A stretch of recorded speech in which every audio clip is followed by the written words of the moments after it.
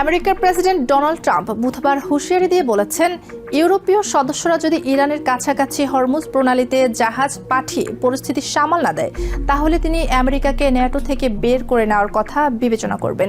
এই বক্তব্যের মাধ্যমে ট্রাম্প আবারও জোটটির প্রতি তার দীর্ঘদিনের অসন্তোষ প্রকাশ করেছেন। এখন প্রশ্ন হলো, সংবিধান কি বলে?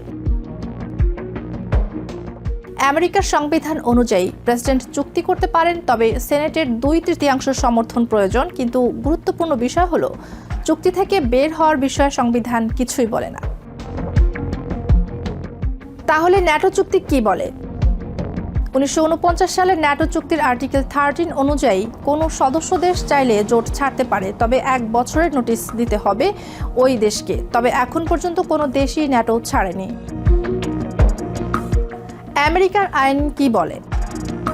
2023 সালে আমেরিকার কংগ্রেস একটি আইন পাশ করে, যেখানে বলা হয় প্রেসিডেন্ট এককভাবে ন্যাটো থেকে বের হতে পারবেন না। এর জন্য সেনেটের 2/3 ভোট লাগবে এবং সরকারি অর্থ ব্যবহার করা যাবে না।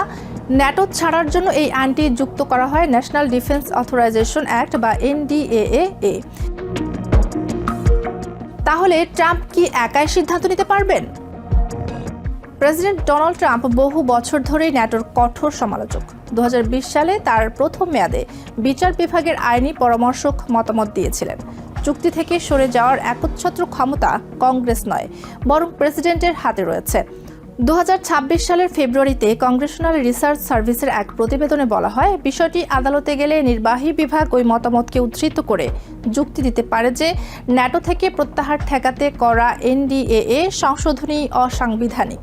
তিনি জাতির উদ্দেশ্যে ভাষণে ন্যাটো জোট থেকে বের হয়ে যাওয়ার বিষয়টি অবশ্যই বিবেচনা করছেন এবং এর কারণ হিসেবে ন্যাটোর প্রতি তার বিরক্তির কথা উল্লেখ করেন।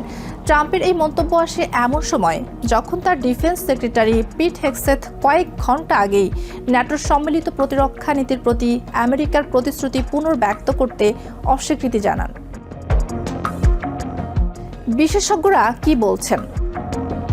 বিশ্লেষকদের মতে আইনের চেয়েও বড় বিষয় হলো রাজনৈতিক অঙ্গীকার। একজন সাবেক মার্কিন কর্মকর্তা বলেন, প্রেসিডেন্ট ও সামরিক নেতৃত্ব যদি ন্যাটোর প্রতি প্রতিশ্রুতিবদ্ধ না থাকে, তাহলে কংগ্রেস খুব বেশি কিছু করতে পারবে না। বাস্তবে কি হতে পারে? সম্ভাব্য 3টি পথ। ট্রাম্প একতরফা সিদ্ধান্ত নেন, আদালতে চ্যালেঞ্জ হবে, আইনি লড়াইয়ের মুখোমুখি হবেন তিনি। 2. কংগ্রেস বাধা দিতে অগ্রসর হলে রাজনৈতিক সংঘাত বাড়বে। 3. আদালত চূড়ান্ত সিদ্ধান্ত দেয়, সুপ্রিম কোর্ট পর্যন্ত যেতে পারে।